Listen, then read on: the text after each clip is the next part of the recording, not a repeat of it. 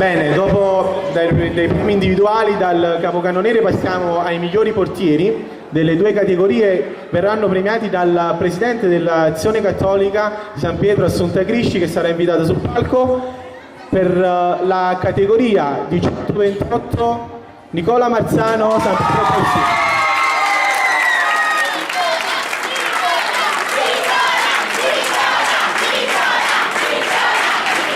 Per la categoria over 35 Castelli Clemente della San Biagio 2, grazie.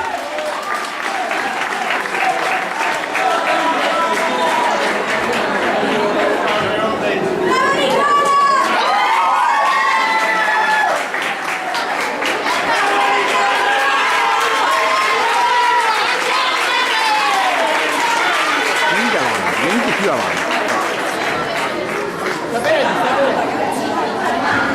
Prima di premiare volevo dire una cosa, che Nicola Marzano è stato l'unico portiere nel torneo a segnare un gol, quindi facciamo un applauso.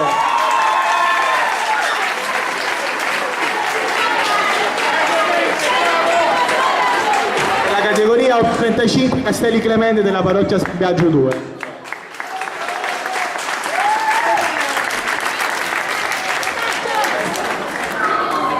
C'è un altro premio particolare che abbiamo deciso di dare, è il premio al giocatore più giovane del torneo, è della parrocchia di Sant'Antonio Cappuccini, si chiama Bernardo Zampella e potremmo premiarlo insieme al padre. Venga, un componente della squadra. Meglio solo.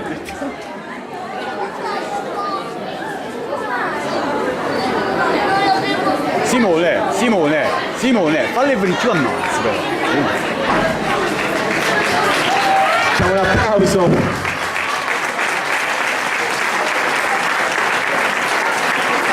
È veramente bravo, è un bravo portiere, veramente. Ci abbiamo giocato contro, è stato bravo.